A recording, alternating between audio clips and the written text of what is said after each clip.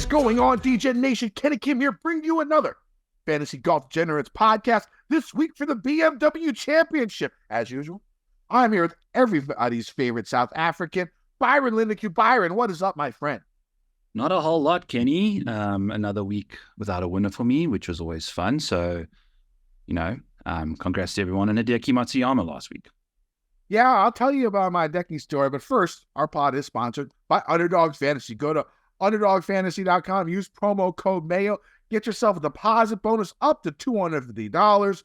Make sure you go. That's what saved my week this past week, as I had Hideki. Hopefully, you guys listened to the show and didn't change anything, because I had Hideki as one of my headline bets on the show. I had Hideki as one of my cash game cornerstones on the show last week. And then, of course, I changed it all once I heard that his caddy and his coach got robbed.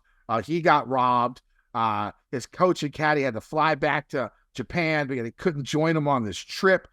So I figured with Hideki being sort of a meticulous type golfer, I thought that would affect him in a negative way. It did not. He had his best putting performance in maybe ever this past week, just making everything. Now, luckily, so I lost in DFS. Would have won, of course, if I had Decky. Lost in betting, of course, I would have won. If I had Decky again, I had the bet there. He was one of my headline bets on the show last week. Those were for naught. But luckily, Underdog Fantasy, make sure you use promo code Mayo. Saved my life. I did hit a second round pick 'em for almost 1,000, and I hit a final round pick 'em, which should have been for 1,500. But Decky made back-to-back birdies. You only need to make one of those birdies to win. I had him at 4 birdies or less. He had 2 going into the final 2 holes, and of course, he birdied both of them to give me just a chop on that. I only won half of what I think I won, like $750. But still, with that, still over $1,000 in profit in Underdog. So winning week overall. Thank God for Underdog Fantasy. Make sure you use promo code Mayo. Get yourself on that. Decky, it wasn't as easy as I thought it was going to be, right? What do you think of the event? It was an incredible situation to see what he's done the last 2 times he's played with the putter. Kenny has been incredible. Like, I think looking back to 2017, I've got stats all the way to that year.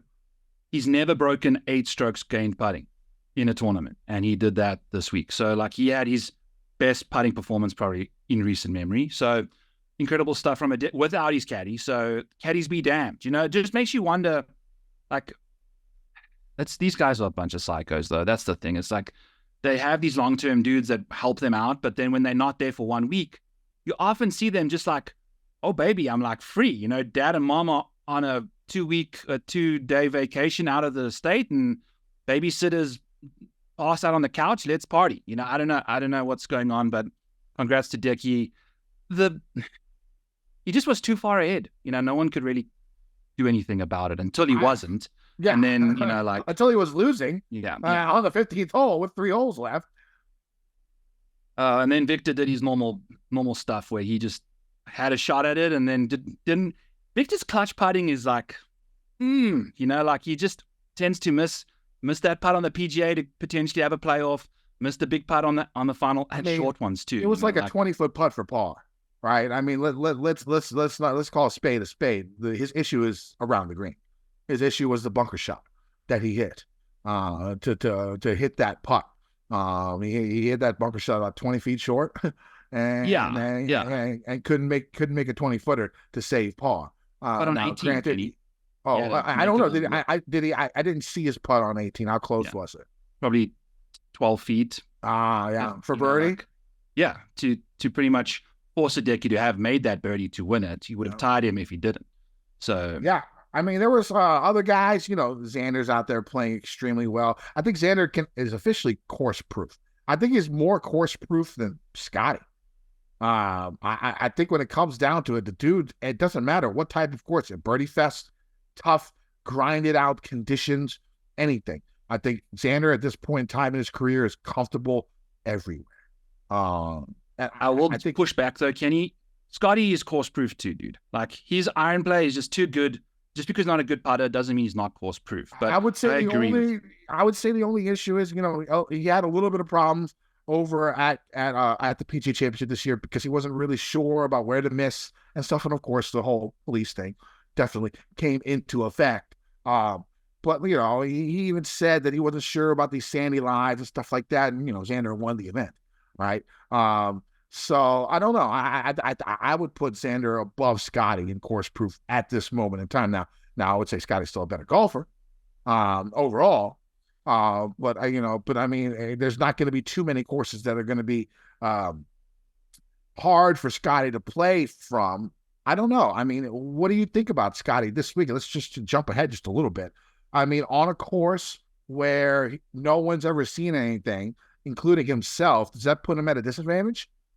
Because he's so meticulous in his preparation and how he's gone through courses and knowing where to miss and knowing this and knowing that. Being a brand new course, are you worried about that with Scotty at all this week? No, I think it's better because I think his skill level is better than anyone else in the field. And then you get guys that show up to these other courses that have course history that helps them get over the hump. You know, like some guys are comfortable on specific courses on tour, which helps them get closer to Scotty. This week, no one knows what the hell's going on at this golf course. That's why I'm rocking the Bob Ross wig. Yeah, we're going to paint by numbers kind of thing this week and see how it goes. But I think at a venue like this, Kenny, where a massive miss off the tee is going to really hurt you as well, you know, because there's water that, you know, we can chat about all that, you know, about the course. But I think the amount of hazards and danger, Scotty navigates those the best. In my opinion, his big misses aren't massive. And when he does miss massive, it's in the areas that are safe. So I don't know. It's anyone's game, but I was watching that fly over like 3 or 4 times this morning trying to figure some stuff out. And we might have to do a Scotty versus Xander bet this week. We'll have to see. We'll see how that goes when it comes down to it. But I mean, what we saw a lot this week is a lot of guys who've been playing well recently continue to play well. We see that over and over again this time of year. We saw it with Lucas Glover. We've seen it with Billy Horschel. We've seen it with Keegan Bradley. We've seen it with Ryan Moore. We've seen it with Chris Kirk. You know, guys that just randomly just come up at this time of year and then just start popping off, right? Hideki could fall in line with that, with his recent performance at the Olympics and his win this past week. We see a lot of that this time of the year. We saw that a little bit last week. I mean, Sam Burns, top 10, who's been playing exceptionally well. Wyndham Clark, I think this is, 4th top 10 in those last 5 events after all the grief and shit that we've been giving him, about the Olympics. The man's been out there. He's been playing fucking good golf. It's off to slow starts, Wyndham Clark. He does get to these, but I mean, like, he again, 4th top 10 in his last 5 events or something. Billy Horschel, 3rd or 4th top 10 in his last 5 events. And these guys just continuously keep playing well at this time of year over and over again. And I think that's something you really need to pay attention to, especially since we're coming onto a course where we don't have that much information.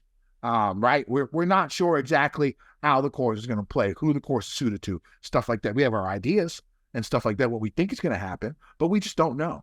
And so coming into that, I think, especially when it comes to cash and things like that, I'm going to go with guys who are just in good form this time of year because they tend to stay in good form. We've seen it all year in and year out at the FedEx Cup playoffs.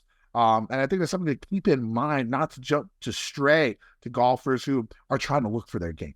I mean, do you even touch Rory this week? He's got to be single-digit owned, right? After what we saw last week, which was like the worst tournament he's ever played in his life. Now, there are some sneaky plays that you can try and find when you come to a district, and we're jumping way ahead, but this is my show, our show. We could talk about what the fuck we want whenever we want. Sorry, Mike, because he has to do our time code. So I don't know how you're going to work this out with time codes. I apologize, producer Mike, but this is the way we're doing it today.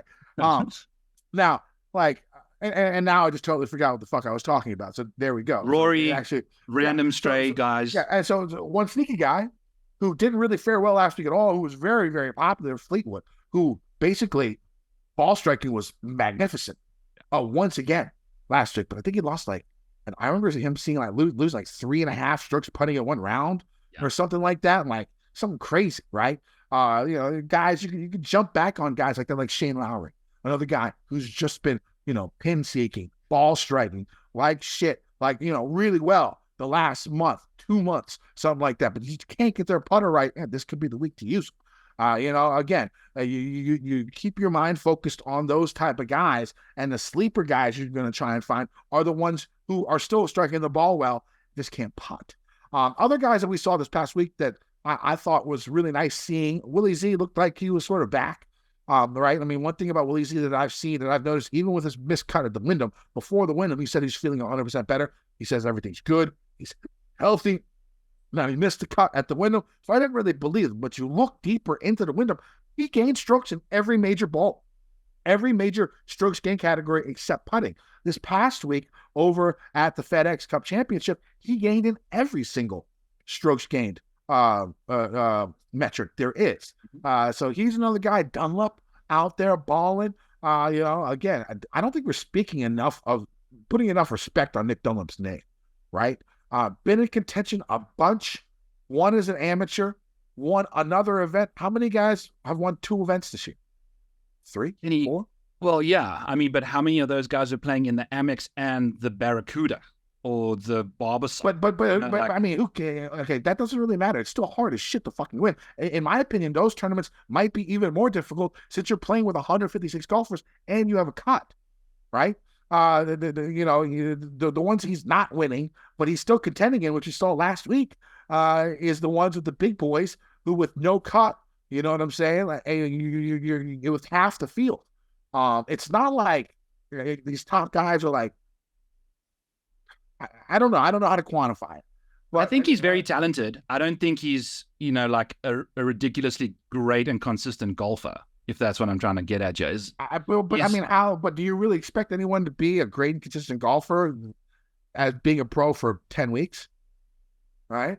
Well, that's the thing. Is like I'm just tempering my expectations. We got like 1 million miscuts in the last few tournaments: Wyndham, 3M, John Deere Classic, US Open. But when he's on, he's on. He's Wyndham Clarkey. Call it that. Yeah. Whatever. I can see that. Now, other things that happened.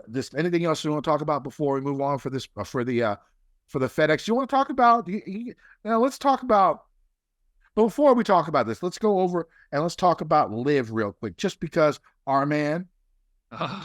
Brooks Koepka got his 5th major, and for you guys not watching on YouTube and listening on the podcast, I'm showing you a jersey from our sponsor, kickbackgolf.com. Use promo code FGD, save yourself 15% on all purchases at kickbackgolf.com. They do have this sweet USA Koepka jersey that I'm rocking right here. They got like the Dustin Johnson Coastal Carolina basketball jerseys, Tiger Woods Stanford Cardinal baseball jerseys. They got a Hideki.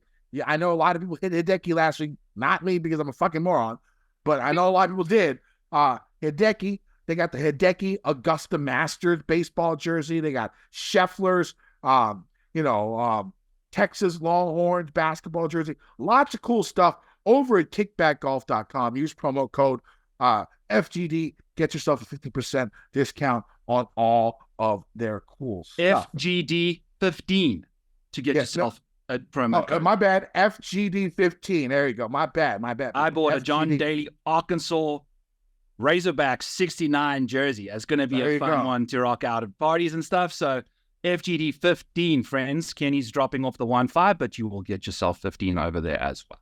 All right, that sounds great. Let's move on. Before we move on, anything else before we move on, Era? I want to just shout out Scotty Scheffler, who's been my life jacket all betting season. I've been rocking this guy's top 5 props every single week. Xander Schauffele top 10. These 2 guys are automatic in that market. You know that I'm going to be betting them again this week, even at the odds that they're at. So let's talk about one thing. Let's talk about Scotty just real quick. I know he had some words to say about the Tour Championship, about the FedEx Cup playoffs.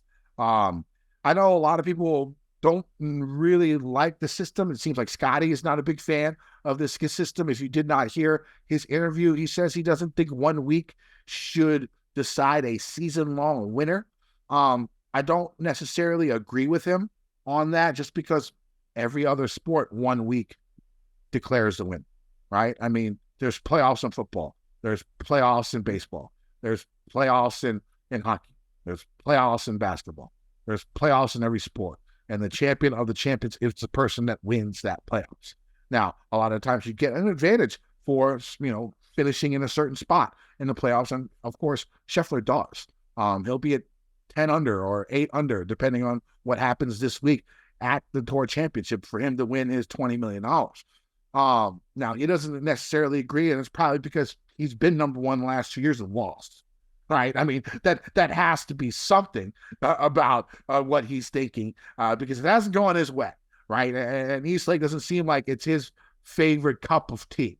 And so, he's worried that he's going through all this, and, he's been the best player, and he's not going to win the $20 million. Basically, I think what he's worried about. Now, is there a solution to make this better? I'm sort of coming at this blindly because, we don't talk about what the fuck I'm going to talk about during the show right before it. So Byron and producer Mike, a lot of the times, they're just going to come in and I'm going to lay something on them, and they had no idea that I was going to do it. And this is one of those things. Byron, is there anything you would like to see changed in the FedEx Cup playoffs? Do you think that, I don't hate the system now, but do you like the current system? Do you think there should be changes? If there's changes, what do you think they should be? I'm going to address the Scotty part first, Kenny, because I think his problem he had with it was, I think somewhere in his quote, he mentioned something about a season-long race for the best golfer in the world, which I think is not the playoffs. Like there should be some sort of a reward pre-playoffs, boom, but that's the Comcast. Isn't that the Comcast top 10 shit anyway? So something like that, yeah. I think Scotty's got a wording problem with this situation, but I agree with you. I think the product, the I don't know what to say, like the format of the playoffs works. I like how Victor Hovland could have had the shittiest year he's had so far and still be in the mix to go on a hot run like he did last year and kind of get to the top there. So I think the playoff structure is fine for playoffs. Because you played well all regular season doesn't mean that, oh man, I'm unhealthy for 1 week. Well, that's the playoffs, baby. You got to have depth. You got to, that's the stuff like you were mentioning earlier. So I think the TV product needs to be better about the format. They need to change it up. They need to be more dynamic with what's going on, how it's going on, who's where, like we're only getting like last minute Tom Kim stuff. Guys were on the bubble all the time. It was mixing and matching. We just weren't getting enough of it. Like it needs to feel like a NASCAR race, essentially. I thought they tried this year a little bit more with like the ranking underneath each hole that they've played, right? Mm-hmm. If you saw that little thing when they showed the golf this week, underneath their birdies or par for whatever hole for the 9, they have where they were ranked for that specific hole. I do think they need to push that harder. Again, I agree with you on that. I thought they actually made like a step in that direction this past week. I thought they didn't do a horrible job with that because they showed Justin Rose at the end. They showed a lot of guy golfers. I mean, I don't even know what the fuck happened to Tom. I think Tom was like, fuck this year. It seems like he's been going through a lot for the year with his swing changes and all this stuff and not performing to where he thought he would be, and it took a lot out of him, and he ended up going 666, a little Iron Maiden number of the beast, to finish, and all he needed was to be 3 over instead of 5 over on those last 3 holes, and he would have made the playoffs. I think he just didn't want to play any more golf. I think he's done with the year. I think he needs to sit back and relax and regroup and get re-energized for the 2025 season. And for the President's Cup. I think he'll just do that out of nowhere. He's usually the hype guy anyway. Yeah. So for me, now that match play is gone, I'd like to see some semblance of match play. I don't hate the playoff system now. If it decides to stay where it is, that's fine with me. It doesn't. I don't hate it, because it does reward the people that play well. It gives. I mean, like 5 or 6 guys. I think 3 or 4 guys jumped up inside the top 50 this past week. So. It's not impossible. And so I think we need to put some type of match play involved. Like something like, okay, make it like the top, somebody, I think it was Matt Gannon or somebody out there put out a article on what he thought it should be. And it would be like the top 48 or something. They get into a 2-day, 36-hole event or something like that. And the top 4 make it to the Sweet 16, and the top 12 in the rankings get a bye or something like that. Something like that.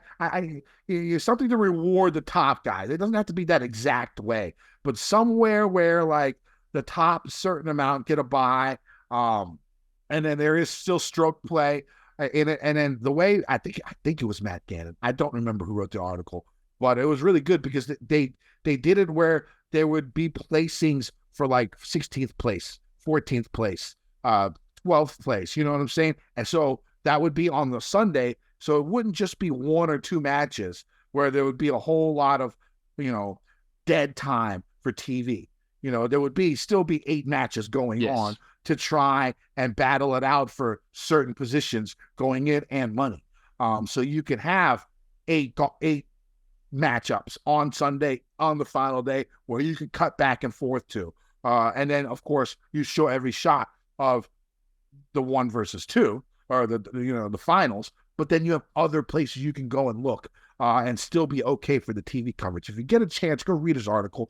I think it's Matt_Gannon. I think I don't know. But I thought that there's something with match play. Go to our comments. Do you have a solution for this Tour Championship? Do you want to see match play involved? What would you do to fix the FedEx Cup playoffs? Put it in our comments section. All right, before we move on, let's have a commercial break. Underdog Fantasy is the easiest place to play fantasy sports. It's also the fastest growing fantasy app in the industry. I personally like the pick'em games. Pick whether your favorite players will have a higher or lower stat total in this week's game for a chance to win big. Can win up to 100 times your money in a single night. Pick between 2 and 5 players to build a pick'em entry. Can also make rivals picks, which pits 2 players against each other.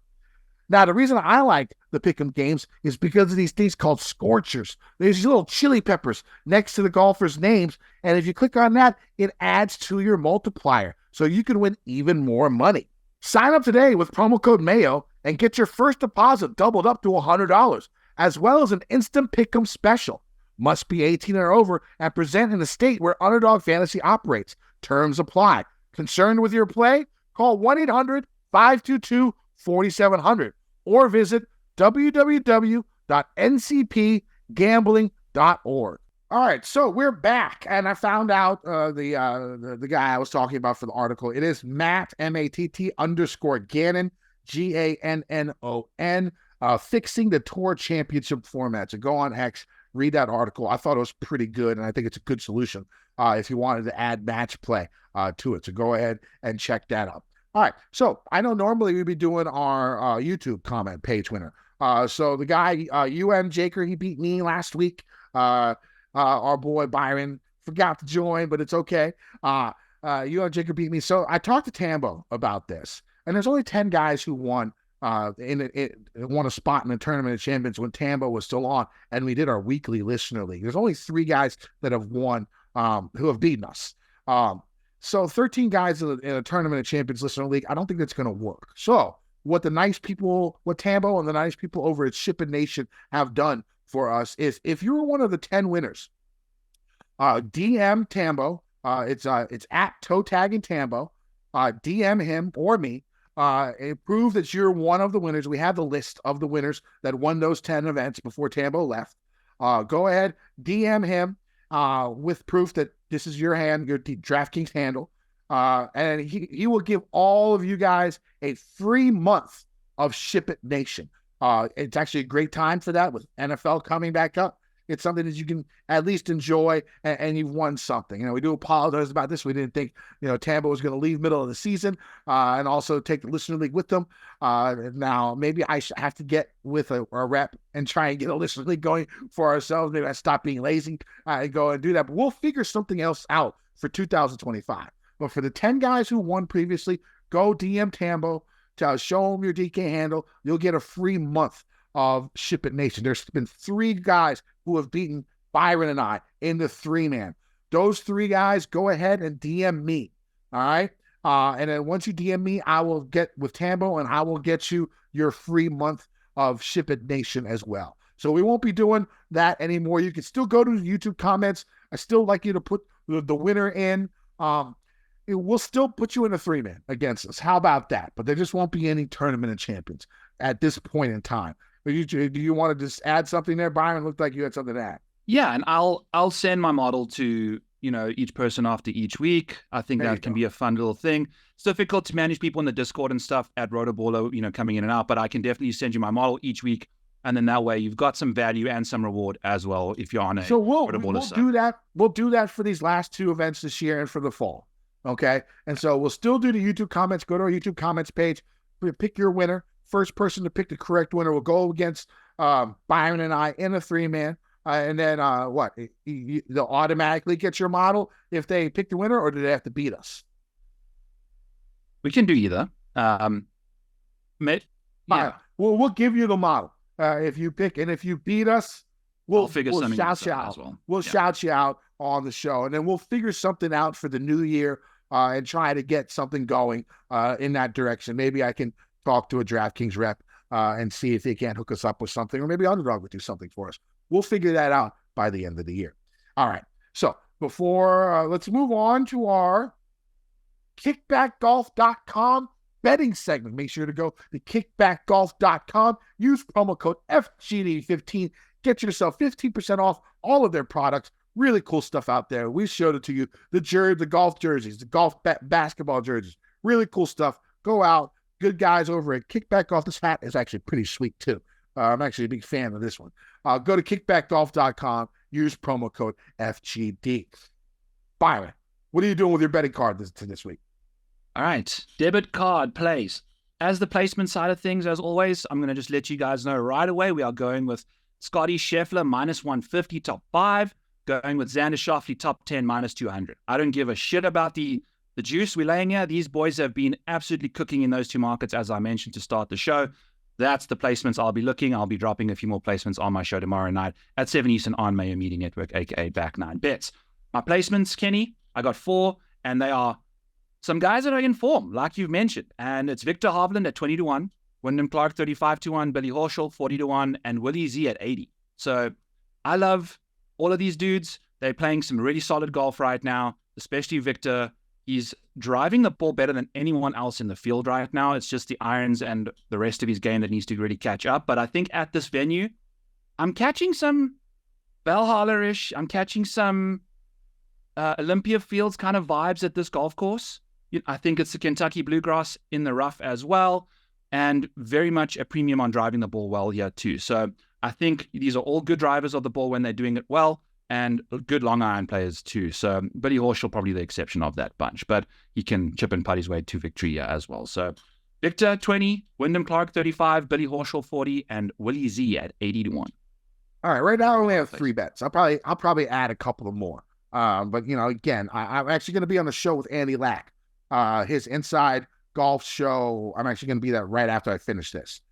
So I know he's the man when it comes to new courses. So I wanted to add some bets after I was on the show with him, because I'm sure he'll give me some nice pointers. But I do have a threesome right now.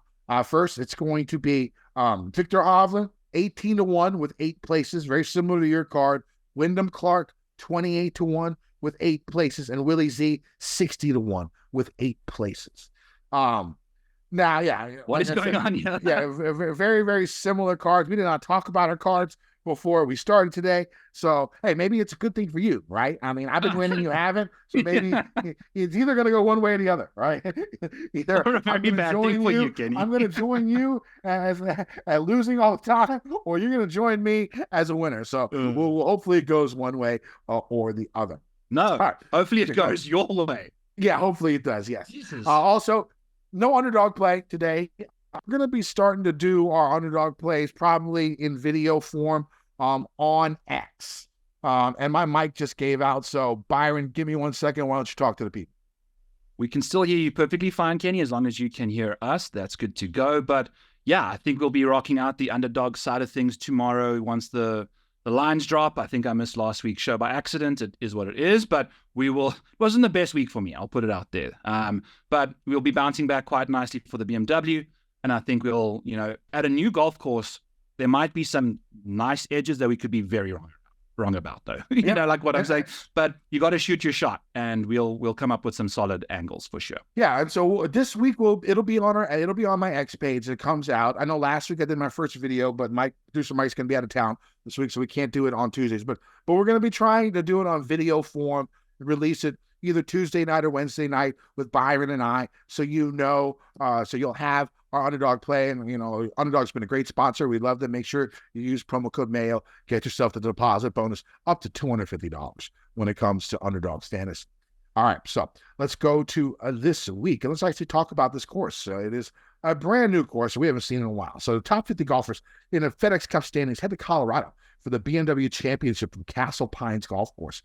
Castle Pines hasn't hosted a PGA Tour event since 2006 when it hosted the International for years. This is a Stableford scoring event where golfers such as Phil, VJ, DL3, and Greg Norman thrive. Ernie Els also. Looking at this list, you would think that bombers off the tee might have an advantage, and while that still may be true, the course has undergone a ton of renovations gearing up for this event. Jack Nicklaus was brought on to redesign the course so it could host majors and other big events. He added 500 yards in length, made the rough longer, and put more trouble spots all around the course. We're going into this event somewhat blind, so we're going to need to pay attention to the interviews and stuff this week to truly see how the course will play. My guess is they're going to set the course as difficult as possible. I could be wrong about this, right? But if the people on this course really want this to be a major course, something to be considered for the PGA Championship, let's say, or something like that, I don't think you can go in here and have golfers shoot 25 under. I think that would be a bad look. I don't think they would get any type of merit for hosting a major championship. And that's what these guys want that run this course. They want the big time events and they want majors here. If they really want that, they're going to have to play the course difficult, right? They're going to have to make it as difficult as possible, which I think that's what they're going to try to do. Now, let's see how difficult they possibly get it. I don't think they want. We've seen BMW Championships go like single digit under par, right? We've all seen them go 26 under par. So it's such a wide array for the BMW Championship that I'm not 100% sure how they're going to set it up. Because again, if they make it too difficult and it's the first time golfers played on it, then golfers are going to bitch. And golfers bitch enough, then they're not going to get a major there either. So they got to find like that perfect balance, right? Where of difficulty and easiness to get at it for the first time this course has been done. I think the winning score is going to be -15 to -20. And I think the rain and stuff in the forecast, to make it softer is really a downer because they want to play this course as firm and fast as possible. But it might not happen. And I don't think we should give this course just one look and pass because it's possible that these guys go out there if there's thunderstorms and a bunch of rain and these greens are soft as hell, and guys just out there pin seeking, I don't think we should really rely on that. I want to see this course in fast firm conditions. I mean, it looks like it will be a brute, but we may never know because who knows when they're ever going to come back here. Now, I expect the rough to be up and the course to play as firm as fast as possible. Of course, like I said, weather dependent. And it looks like there's going to be rain in the forecast, which could lead to softer greens and softer conditions. This would, of course, make the course play easier. From what I've seen of the course, I think the winning score 15 to 20 under, lower if it's soft, higher if it's firm and fast. Looking for comp courses, Reno Tahoe for the Barracudas played at high elevation. You can also look at Augusta, Muirfield Village, Cherry Hills, another Colorado course where they played the BMW Championship where Billy Horschel won back in 2014. Now, Castle Pines is an 8,100-yard par 72 with 4 par 5s and 4 par 3s. Don't be fooled by the length. You're going to hear this all week as the course plays at 6,000 feet above sea level. This makes it play around 10 to 12% less than the yardage says. So the true yardage will be closer to 7,200 yards. Now, looking at this through the 7,200-yard lens, then it doesn't seem overly long. But there are a ton of elevation changes. Many of the longer holes are set downhill off the tee. Many of the shorter to mid-length holes are uphill. This makes it very hard to judge what proximity ranges to look for, and the course basically being brand new to everyone makes it difficult to pinpoint what stats to look for. I'm going to focus just basically on strokes gained, just simple stats, and current form when it comes to golfers this week. I might also look at golfers who have played well in elevation like a Cantley, a Billy Horschel, Willie Z, Bhatia, and of course hometown favorite Wyndham Clark. 3 of the par 5s should be reachable by most in the field, even though they're over 600 yards. These 3 par 5s play downhill. And of course, the elevation. The last par 5 is only around 550 yards, but it is very uphill. The par 3s all play between 200 and 255 yards. They will be very tough as golfers and caddies. Will have to be perfect in their math on all approach shots, not just the par 3s. Now, off the tee, golfers will see undulating, hopefully firm fairways that average around 30 yards in width. Not crazy tight, but by no means wide open. The rough around the fairway should be tall and thick, around 4 inches. There is also high lip bunkers, water, and pine trees all over the course if golfers miss. There will be multiple ways to attack this course off the tee. And I think attacking the course off the tee is going to be very, very important, and how it's done. Okay, why is this not working? There we go. I expect some to use the big dog a bunch. This isn't just relevant to big hitters. Accurate drivers of the golf ball will have an advantage, especially since the drives will go a bit farther. Now, big hitters will also have an advantage off the tee, as they'll probably club down on quite a few holes. They will still get their distance off the tee because of the elevation, but they will also be more accurate clubbing down. The golfers I would avoid are the ones that are both inaccurate and not long. Like if you're middle of the road in accuracy and length, it's probably not something I want to really fuck with this week. I want you to either be long or I want you to be super accurate. If you're both, that's even better, right? But there's not too many people like that other than what? Xander, Scotty, Oberg, right? I mean, that have the length and accuracy combined that you could look at. And I don't know about Oberg's game. I think he might have hit the rookie wall here in the last month or so, but we shall see. So I think, off the tee is going to be very, very important, but there's going to be different ways to attack it. So, don't cross people off just unless, they're middling in both accuracy and distance. And then, maybe they can putt. Maybe they can have chances of, maybe they're better around the green. This is going to be a tough week to try and pinpoint what exactly you're looking for. Now, on approaches, golfers are going to see elevated greens that are average in size. Around 5,600 square feet is the average. The greens are a blend of bent and poa, and will be heavily undulated, hopefully firm and fast, which is weather dependent. There are greens with tightly mowed runoff areas if you miss, and there are also greens with thick 4-inch rough surrounding. One thing I noticed is that a lot of the holes have water tend to have the roll-off areas more than holes without. I think that could lead to some trouble for golfers if they can't control their spin and they can't control their distance. A lot of the times the fronts are sort of sloped back, and sometimes there'll be water like on the front right of a hole. And if the pin's in the front and you put a little too much spin on that and it's all freshly mowed down, that thing can roll into the water. I see that. I think I can see that happening on at least 2 different holes this week. Now, I do expect short game to play a little bit apart this week because no one's going to be perfectly accurate with these type of conditions and these unfamiliar circumstances with this type of elevation and the lack of playing here, year in and year out. There's going to be missed greens. I think, like I said, if you want to pick a guy who's middle of the road accuracy, middle of the road distance off the tee, you're going to want to have them hopefully be good around the greens. What are you looking for this week? Kenny, I think you nailed a lot of things there. I think it's going to be a very driver-dependent week, and I think we're going to see guys play very well and guys play very badly because I think this golf course unlocks the easiness so much easier. Geez, I've been terrible with my words today, but when you are in the fairway, if you're just off the fairway, you could be 2 or 3 yards off the fairway and in a waterfall stream or in some deep, deep trouble. There's forests, there's all sorts of stuff. I know you mentioned earlier that we are playing at altitude. I think from what I've seen, I kind of walked through the course 3 or 4 times with Jim Nance. There's a flyover video on YouTube or on my Twitter page. Go check that out there. And I kind of found 4 holes of the 14 that you'll be hitting driver with where you have to lay up, I would say, or hit 3-wood or hit an iron. So that's going to kind of add a bit more length to the course, I think. There could be guys that could just completely mash driver still and fly a bunker or 2, but that's a select few guys. So I do think long irons in particular, if I grade it like I did, I'm seeing 78% of shots coming from 175 to 200. Maybe. No, I have a question about this.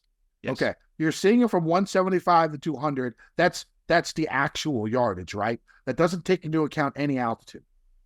It does take into account altitude off the tee. That is what I've, on the non-layup holes, I've got drives going an average of 310, 315, 350, 335, 330. Like an average drive on the PGA Tour is 300 or so yards. Add another 10% onto that, we've got a 330-yard hole. Some of these are uphill, some of them are downhill. So there's going to be some holes where these guys get close to 400 yards.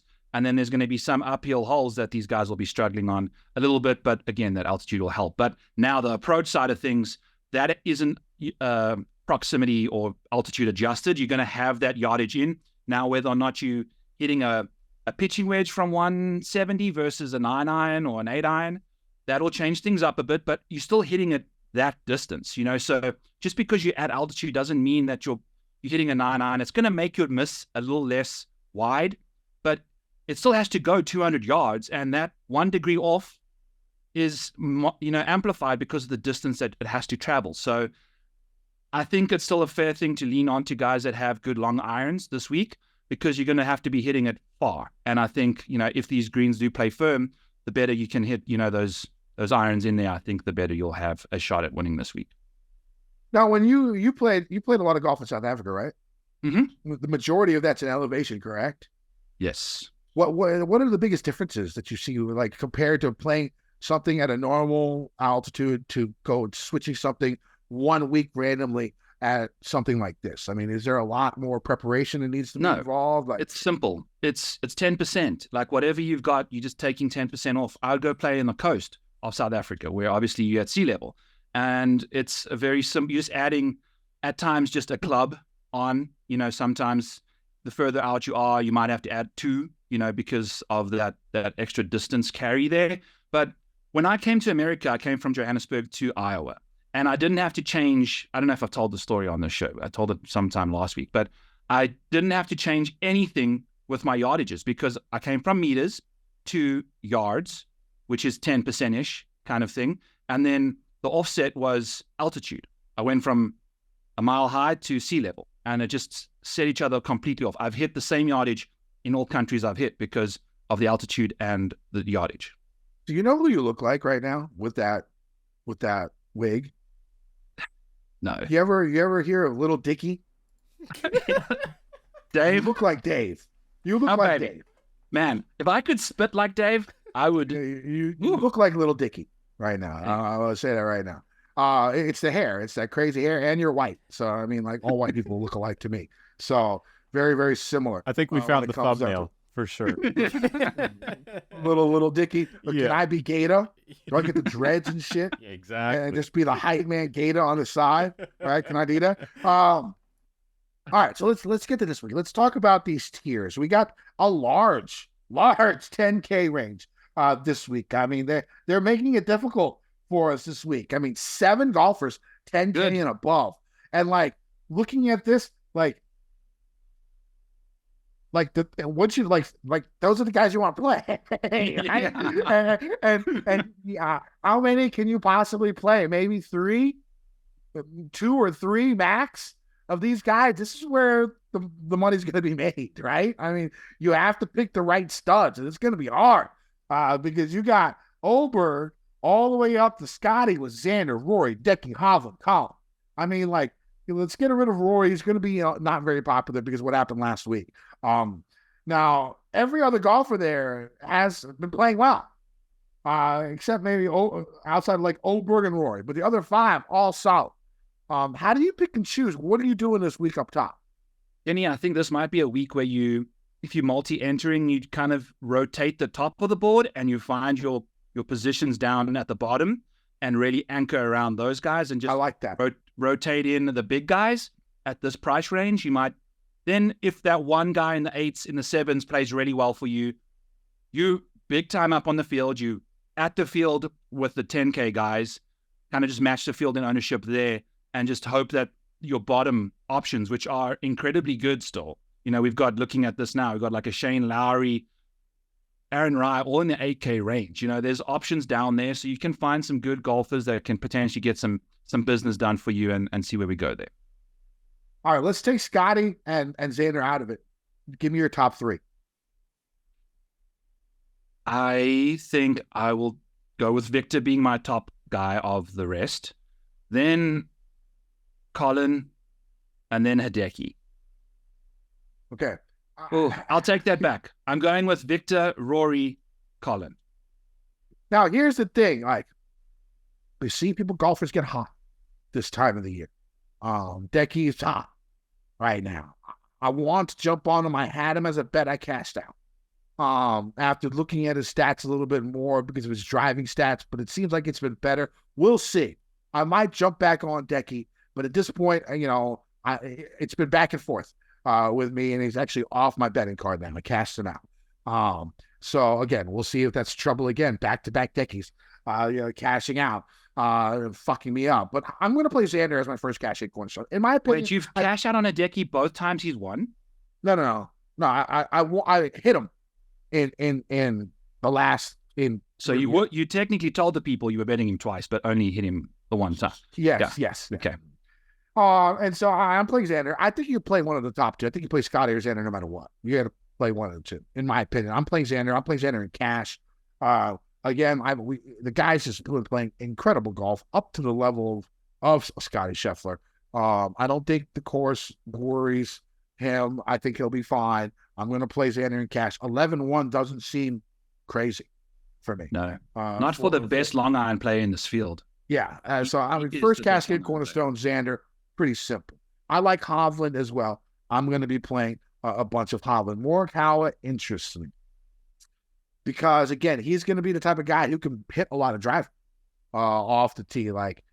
Because he's comfortable enough where he's so accurate off the tee, he can just hit driver. We've seen this before at different events. Like, I'm trying to think like Brian Arman at the Open Championship, right? Didn't he hit way more driver than everyone else? Because he's so accurate and confident with his driver, and it gave him a leg up on the rest of the field, even though he's a shorter guy.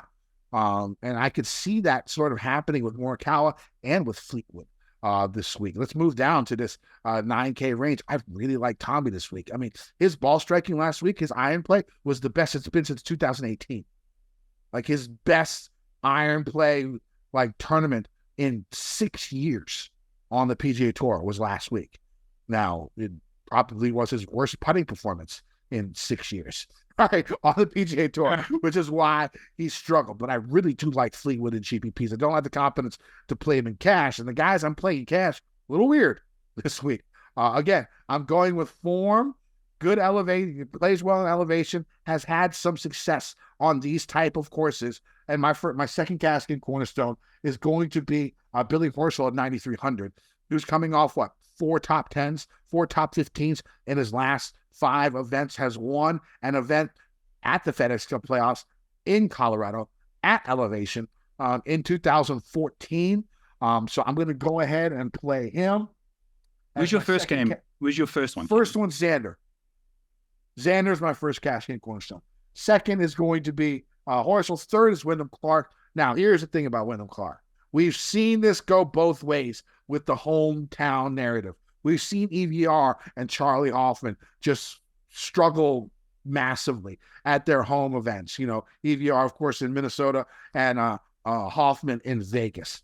They've struggled. But then, of course, we've seen John Rahm do extremely well at TPC Scottsdale. We've seen Webb Simpson do well over and over at the Wyndham, at Sedgefield. So it can go either way, and I'm hoping it goes the way of JT and Webb for Mr. Wyndham Clark, who's probably played this whole course the most out of anyone out there. Denver is his hometown.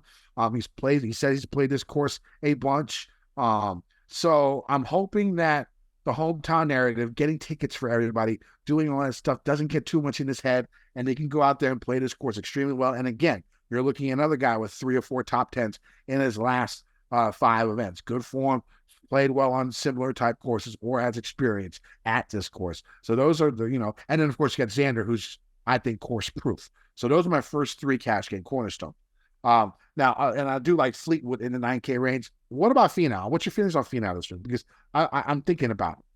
Yeah, I've bet. I guess I'll give you another one. Yeah, I've bet Tony. All of my bets are really deep bets. -180 for a top 20. Tony's been crushing, and he's a great long iron player. Kenny is inside the top 10 for safety and upside for me. It's just He's gained the third most total strokes.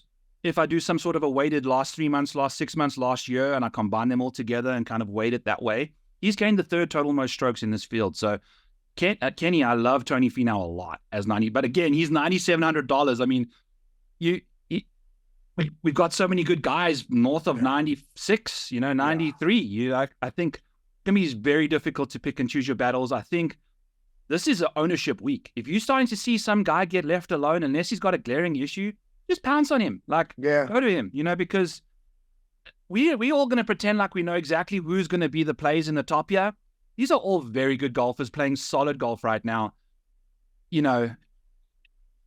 Anyway it could go anyway this week. So kind of like my sentences at the moment. So yeah, I love Tommy Fleetwood as well, Kenny, like you mentioned. But I do want to ask you this question. Where do you think, what's the winning score this week? I'm thinking 15 to 20 under. Give me, is it 15, closer to 15 or closer to 20? It just depends on how firm the course plays. Okay, if it plays firm and fast, it'll be 15 or up. It'll be closer to 15. If it's super soft, it'll be closer to 20. Okay, so we're still trying to find that out. I have a feeling it's going to get to close to 20-ish. I do think the length of this course, it's a little, we've already spoken about that. I think these guys that are in the fairway more often than not, these fairways are wide enough that if you're driving it well, these guys can piece this thing up. So for me, if it's going to play easy, I don't want the likes of Tommy, Hideki's and things like that, because that would eliminate them from getting all the way there. But now Hideki's putter, whether or not that continues, I don't know. I know we're rambling about all sorts of guys from different ranges here, but I thought I'd just mention that too. Go into this 8K range. Who do you like? I liked Adam Scott at $8,300. He's probably my favorite option over here. I think his length, his form has been pretty solid entering the week as well. So he's been doing some good stuff. I think Sahith Theegala at a venue like this doesn't seem like he should play well. If he can avoid making random triple bogeys randomly like he did last week, we're okay there too. And then Corey Connors is interesting, Kenny. He has not finished inside the top 5 once in the last little while. I think there's only one other guy that's made it in this field, and it's Siwoo Kim, who hasn't had a top 5 in the last 12 months. So Corey and Siwoo, no upside whatsoever, so to speak. But I think if we've got these Augusta comps, Corey Connors plays well at Augusta, man. And if that's going to be reflective of what we see here again, I don't mind him at all. I think he's a sneaky option too. And like we spoke about before the show went live, Christian Bezuidenhout is on that bubble of the President's Cup. He's $8,000. He might be the accuracy guy that we're looking for, Kenny. We can rely on the short game side of things. I think he needs to play well in order to really solidify his position on that President's Cup team. Yeah, I don't like Bez and I don't like Scott. So we're going to be having a difference of opinion when it comes to here. I like Bhatia. He's coming. He's won at elevation before. He won Reno Tahoe. He won Barracuda. So you know that he can do it and calculate everything correctly as good as he can when it comes to this altitude. I really do like Aaron Rai. Again, a guy who's just been playing excellent golf leading up to here. It doesn't matter what type of course you are playing. If you hit 80 to 90% of your fairways and 80 to 90% of your greens, I don't care how this course plays. You're going to be in the top in top 20 minimum. Right? I mean, this guy is just the only reason he didn't do better last week is he couldn't putt. Right? The guy was just ball striking, one of the best ball strikers out there again, back to back. Sixth in green regulations for this golf course, if you weight it the right way. And so I'm a big fan of him. I'm going to rely a lot on form, and he has the form. He has the win. I do like Aaron Rai a lot, and I like Shane Lowry. Again, at some point in time, that putter's got to flip, right? We saw it with Hideki, right? I mean, because the ball striking has been there for Shane for a couple of months now. And so, his iron play has been strong. One of these days, he's going to be able to putt it well. I'm hoping it's this week because I do like Shane down here in the low 8K range. Now, in the 7,000 range, I like Pendrith a lot this week. He's actually in my cash lineup. I will tell you that right now. I think he's had success in elevation before, if I'm not mistaken, at certain events. Maybe it was the Barracuda. I'm not 100% sure. But he's just, again, another guy who's just been sneakily, I think, 8 top 25s in his last 10 events, right? I mean, That's pretty fucking good, right? Yeah. For a guy who's $7,300. I think, or 8 in his last 11. So 8 top 25s in his last 11 starts for Mr. Taylor Pendrith. I'll take that floor any day in cash. And if he has a good putting week, he could top 10 this bitch. And he has a lot to play for because right now he's like 1 or 2 spots outside, the top 12 when it comes to the President's Cup. And I think this is the last week that people can make the moves they need for the President's Cup. And he needs to make a move here. I think a win actually gets him into the top 6, if I'm not mistaken. So I do like Pendrith a lot down here. He's probably my favorite play. Not else much that I'm a big fan of here. I sort of like a lot of more of the 6K guys. I might play a little Davis Thompson up here. Who do you like? I'd probably go some Benny on as well. Maybe mix in a bit of Robert McIntyre if you're looking at GPPs. I don't know if I play him in cash. I think Bobby Mack, your favorite Scottish golfer ever, Kenny. Like his last few starts, 16th miscut, win 50th, miscut 7th. Like he just keeps popping around, just doing his thing. He shows up when he feels like it. Sometimes he doesn't. I think he's probably looking to make a move this week again. And then, I don't know how much Denny McCarthy is going to be owned this week, but if you take a look at what he got up to last week with the ball striking side of things, he might have found a bit of love. I don't love him to try and win tournaments, but at $7,400, we can see him making tons of putts.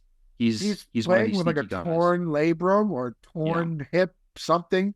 I mean, he battled through it, and he was one of the best ball strikers around last week. And I think he needs surgery at some point in time, but I don't think it's affected him. The guy was first 3 rounds, he was really, really solid. So I could see that for him. Now, in this 6K range, my final cash game cornerstone is going to be Max Grazerman at $6,300. This makes me able to have 2 9K guys and an 11K guy. I need to go bottom of the barrel. And of course, this is a no-cut event. And Grazerman, I just want that one birdie crazy round. The dude has, I think, 1 round in his last 20 where he shot 71 or worse. 1 in his last 20. Like, I think he's had like 17 rounds in the 60s in his last 20 rounds played on the PGA Tour. I think he's top. I think he's 6 and birdies are better in this field in the last 3 months. I thought he was done last week, and then he goes out and shoots 63 on Sunday to get himself another top 25. Right. All I'm looking for this guy is birdies, 4 rounds, being a top 25 in birdies for the week. That for me, that would be a great week. I don't care where he finishes. Just give me like a top 20 in birdies. And this guy can do it. So my cash game cornerstones this week. Xander, 11,100. Horsel, 9,300. Clark, 9,200. Grazerman, 6,300. All of these at 14-1. But I told you I have Pendrith. And I'm going to go Willie Z. Like I said, we talked about this earlier. He said he felt 100% better before the Wyndham. He went out there, missed a cut, but he did gain strokes in every single major strokes gain category except putting. This past week comes out, has a good showing, and he's gained strokes in every single major strokes gain category, including putting. So we're coming. He's won an elevation before. I think he won a TPC Colorado or something like that on the Corn Ferry Tour. He's won in Colorado. So I'm going to go. I like him a lot. He's going to be in my cash lineup as well. Nick Dunlop, again, the guy's just been playing excellent golf. Eric Cole, again, you hope for that 1 round where he goes ham on birdies and gets you in the top 20 in birdies for the week. And that's something that you want when it comes to DK scoring. Who do you like in this range? I like Austin Eckroat, but before I really get into anyone else, I want to just chat about some random stuff here, Kenny, when it comes to looking at birdies for the last 24 rounds or the last 20 rounds. Like when you're speaking about Max Grazerman, his last few rounds have been the St. Jude last week, which is cool. 4 rounds there, difficult golf course. But then Wyndham, 3M, Scottish Open, John Deere Classic, Rocket Mortgage.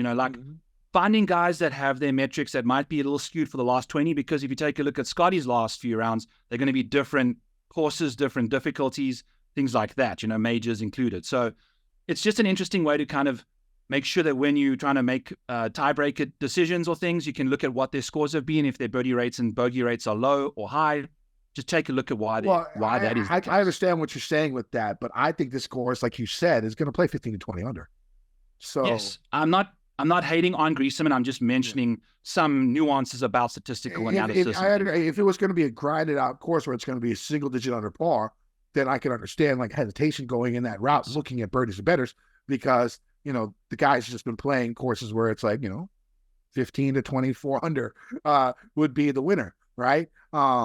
Now at these courses that he's been playing, I don't think it's too far off of what we're going to see this week when it comes to the final score, and birdies are going to be needed. So yes. I understand what you're saying, but I sort of taken that into account this week. Yeah. This wasn't a shot at you, Kenny. It was just I understand. It makes 100% thing sense. to the people listening all the time. Looking at you got to look at your stats in a mindful way and realize that all stats aren't created equal depending on where golfers play. Yes, there we go. So now that we've got that out of the way, I love Griesemann. I love Eric Cole. Now Willie Z, if it plays less than -15, a bit more difficult this week, then I'm a big fan of his. I still don't think he's got what it takes to get to the -20s, but again, he's $6,800. I do think he might be significantly more popular than last week. I think people just needed to see one good tournament from him, and we got it. And now I think he's going to be there. Cameron Davis, if I'm looking for someone who can maybe have a bounce back week this week at $6,200, I like his chances this week too. And like you said, Nick Dunlap along with my Arsen Eckroat. I love Arsen Eckroat again this week. He played quite nicely on Sunday to kind of get himself into the top 18 there at the St. Jude last week. Yeah, that sounds great. Anything else? No, I'm just sad that you never popped your edible, because the end of the show got a little bland there, Kenny, but I understand you've got some posts. Because I got to go on Andy's show. The disrespect towards me, Kenny, it's just I don't know if I'm going to recover from this one. I got to be on Andy's show here in about 20 minutes, and I'm not trying to be obtusely high when I go on his show. On my show, it's fine. I can be as stoned as I fucking want. When I go on other people's show, I try not to be, except for yours. Except for yours. When I first was on your show, I was fucking high off my gourd. But I knew we were talking about like Saved by the Bell or some shit. So I do remember that. All right, tell them where they can find you, my friend. At the Model Maniac on X Friends, back 9 bets as always on Mayo Media Network, 7 Eastern. I'll be doing all my bets that I do, kind of a bit more deep dive analysis over there on Mayo Media, 7 Eastern. And then rotoballer.com, that's got all my stuff that you could find, models, my articles, all that jazz, all the tools, everything. Make sure you go to Underdog Fantasy, use promo code Mayo, get yourself a deposit bonus up to $250.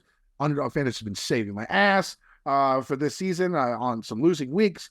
They've become winning weeks because of Underdog Fantasy. Make sure you go and check. I know football season's coming in. They got all those best ball crazy shits going on that I don't play, but they're all there. So go to Underdog Fantasy, use promo code Mayo. Also go to kickbackgolf.com, use promo code FGD15, save yourself 15% on all of their cool products, from golfers jerseys to golfers baseball jerseys to hats. They got all the cool shit. Make sure you go there, help us out so we can make some money. Awesome. All right, guys. Should be a fun week. Second round of the playoffs. Brand new course. Let's win some motherfucking money. Oh, actually, you know what? You can find me on Gups Corner as well. Use promo code Kenny. Save yourself 30% on a sub to Gups Corner. Motherfucking money. DJ Nation. All right, so I don't know how much time I got for OT today, but I know we wanted to talk a little bit. So how is your life going there, Byron? I know you had some shit last week with your friend moving out. I know it sucks. How's life been for you, my friend? Life's been good. I think what put that into perspective is I kind of reminisced about all the good stuff that we've done. And it's so funny. He missed his flight. So, while I was with him, he was taking it easy, getting to the airport, and I'm like, this dude just does not give a shit right now. We are like way late, and stopped at Come and Go to grab some vapes for his girlfriend. And he sent me a message. He's like, oh, I missed the flight. I'm like, that's a shocker, because I dropped you off for a flight that you had 5 bags to load an hour before the plane was supposed to leave tarmac. So, hey, he's doing his thing. He made it to Scotland. They did it. So it's been good. Bought a new car this week. There's some maybe additions to the family. Yeah. I bought a Blazer. a Chevy Blazer. It's RS Rally Sport. Never buy American, bro. God, oh, baby. But the dealership is just down the road, Kenny. It's a quick little easy fix. We got some stuff coming up here that we got to make sure we got just easy available, mechanics available to us there. But been playing some golf, been playing like shit, but just trying to mash driver everywhere, just like a fat piece of shit all day. But having a blast doing it, drinking lots of beers on the golf course, having fun there. But I've also lost, I've lost the plot with the weight loss, Kenny. I'm kind of stuck. So the next 30 days is going to have to be a big one. I want to get to, I even went from XL to 2XL on some of my Amazon purchases for the South African gear. So just a little scared that it didn't fit me, because we've had a few things come through, but to sight me. But it's been. Yeah, I hit my 20-pound goal, and then I sort of taken it easy for the last couple of weeks. Let's go. 30 days, bro. I've gained 2 pounds back. Yeah. Yeah, I have, and of course the heat and stuff. It's been so bad around here. I haven't been able to walk. It's just been fucking miserable. But lately it's been nice. So I've been taking my little walks and doing all that stuff. I'm trying to eat less. So we're trying to get there. One thing I will say about your friend, at least you're very good at keeping in contact with people who aren't around. That is my biggest flaw, like in life. Like it's so hard for me to keep friends who aren't near me. You know what I'm saying?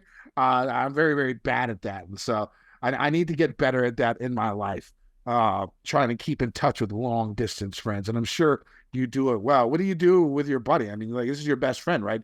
You still talk to him over the phone, like, constantly, or how do you go about it? Kenny, I'm right there with you. I'm terrible with this stuff. Like some of my best friends. I think it's like a guy thing. Right? I mean, like, yeah. The chicks will they'll call everything, like they had a bad menstruation, they'll call. I'll just tell you like, hey, then had a weird, how you doing, babe? Like what's going on? Got husbands to bitch about, it's all that stuff. But I have tried, before he left, I was like, okay, this is a big area in my life. What I'll end up doing is I'll read a text and I just won't reply to it right away. And I'll reply like, oh, we've noticed that. Yeah, exactly. Once or twice. So, we noticed that. I will make a commitment now on the show. If I get a message, I will reply to it while I'm reading, unless it requires a thoughtful paragraph return.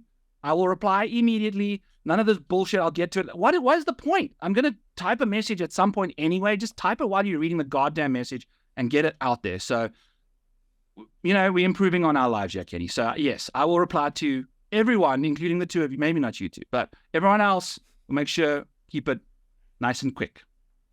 I got you. So, I've been watching Game of Thrones. Mm-hmm. Again, you're listening to the books. In season 6, again, they ruined the whole. Oh my god! You're gonna make me take off my hat. You haven't watched Game of Thrones yet? No, I haven't watched Game of Thrones. I told you, fall. But this is not gonna fuck anything up for you, Mike. But they do ruin again the end of House of Dragons. Like if you pay close enough attention to Game of Thrones, you figure out everything that's going to happen in these last 2 seasons. And that's sometimes not good, Kenny. Like, we don't need to know that stuff. Just want to ride the road. I'm watching it. I can't miss it. I'm like, oh, motherfucker, that's what's going to happen. God damn it. Yeah. I'm just angry. I just be perennially angry at House of Dragons because now I know what's going to happen. And I'm so pissed off about it. But, I can't wait for it. Should be fun. Any other shows that you're looking forward to? I want to see the final season of Stranger Things. That's going to be sick. Yeah. Season 5 was one of the best seasons, it was of TV I've ever seen in my life. Definitely. Like every episode was a fucking movie. It felt like to me in season 5. Like, it was so good. You'll be happy to know that last night, I've never seen it, but we've started Lost, and I know that you're on that. So okay, Lost is one of the greatest shows there's ever been. I've never rewatched it. One season. 5. Have you ever seen Lost? No, I'm with Mike. I've watched the majority of the first season. That's it so far. It's the best show, best network show I think there's ever been.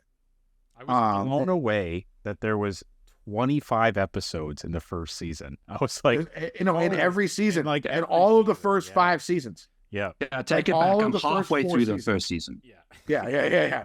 All of the first 4 seasons have 20 plus episodes. Yeah. Then there was a writer's strike, and then so it went a little bit smaller at the end. Okay. if you're looking to manage your time, though, what you have to realize when you watch Lost is just to enjoy it, you're still going to have questions. And it's not the type of show that's going to answer all of your questions. It's going to give you an idea of what's happening. It's a mystery format. It's going to give you an idea of what's happening, but it's never truly, really going to give you like the 100% answers. You sort of have to figure that out on your own, what certain aspects of the show and what their true meaning is.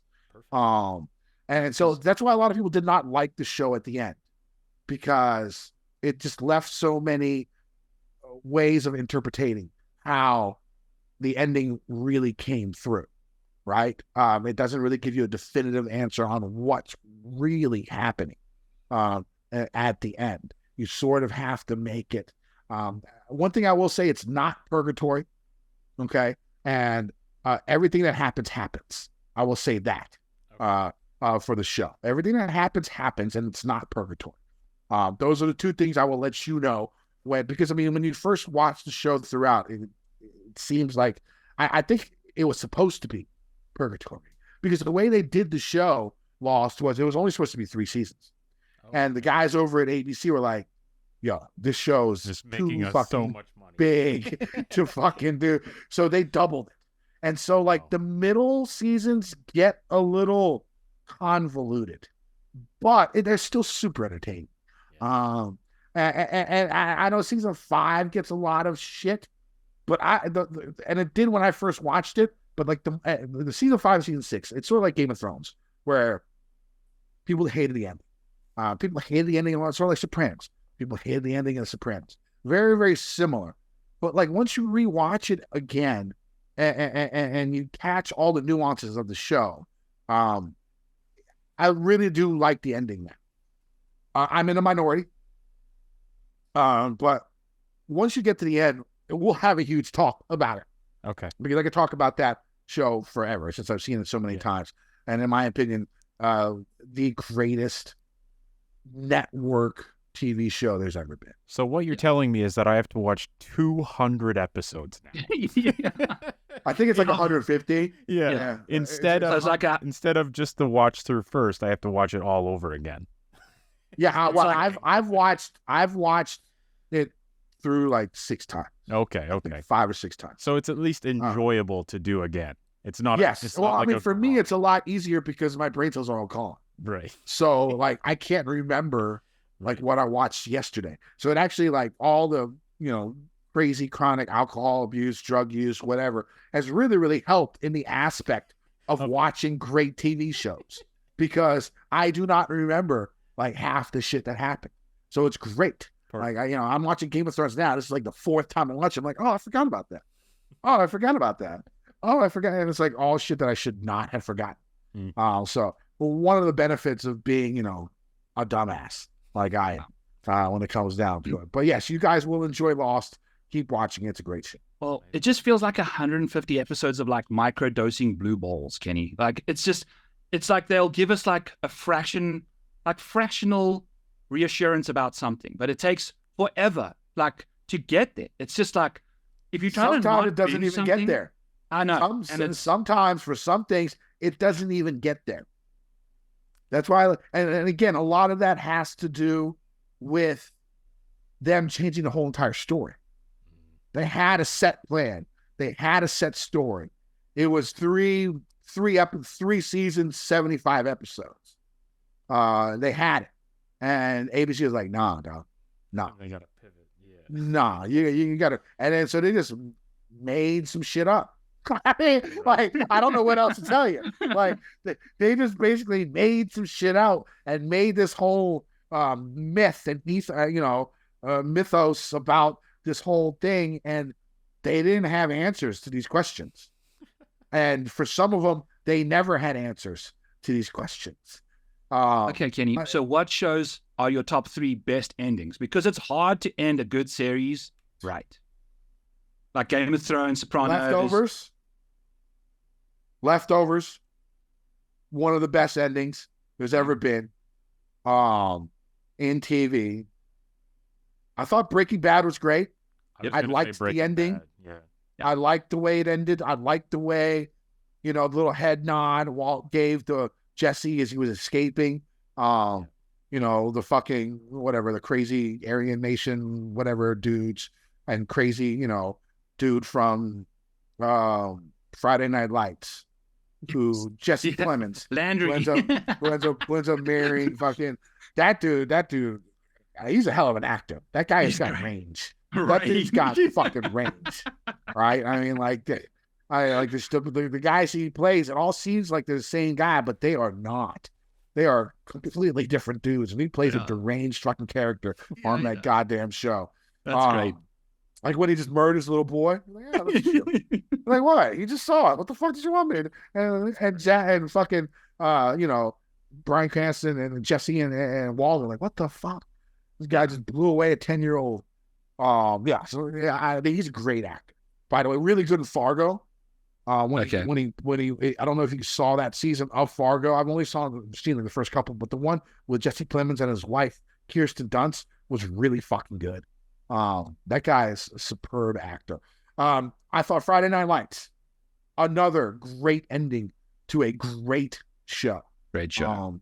The way Coach Taylor gave back to Mrs. Tim, Dylan, to Connie Britton's character, I thought was a great way to end the show, and show just how much love there was in that family, because really that show is all about family, including the extended family of the football players. And the way it went, they went through again. Jesse Plemons was in that, went through that wild shit where he murdered the rapist. That shit was a little weird. When he murdered the rapist, but that's where they saw, okay, Breaking Bad, we've got something here. Yeah, we got something. Yeah, I know. Got something. But I think The Leftovers, I think Breaking Bad, and I think Friday Night Lights. Those are the ones that come off just on the top of my head. I'm sure there's others that have been great. I really like, if you're looking for comedies, The Good Place, I thought really had a really, really good ending. One of my favorite shows. I'm not a big comedy guy. And that's a show that I can watch over and over again. I thought Suits? The cast was, I'm not a big Suits fan. I never really watched it. And I tried getting into it, but when it got the Netflix release, but I just couldn't get into it. Yeah, I think if you're looking for a USA show, Mr. Robot. Quite possibly, again, another great ending. Have you guys ever seen Mr. Robot? I've only seen the first 3 seasons. I need to put it on my list. Yeah, top 5, top 10 show of all time. I think the reason why it didn't get as big of a following, it's sort of a cult following, because the IT infrastructure and all that technology and hackers and stuff. A lot of that stuff flies by people's heads, right? Like murder and drug use and other shit.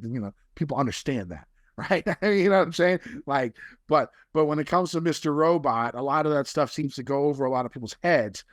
Even though that's really where we are in our society right now. I mean, that's the issues in Mr. Robot are the issues that we are going to see now and into the future more and more, because of the way our world is changing, with everything becoming automated, with everything AI, with robotics and the nature of the internet. Like the real issues in our lives are basically, that show. It is a tremendous watch. It is something that you should watch. And it's in my top 10 greatest shows ever. And I think the ending was really, really good also. Cool. So I'll watch it next year after I'm done with Lost. Yeah. Or in 2026. You guys are both married with kids, right? Right? I don't have kids, but you have kids? Yeah. I don't have kids. No kids. So, but you're still married. So, the wife wants you to do shit. After this, I got to do Andy's. Oh shit, I got to do Andy's pod here soon.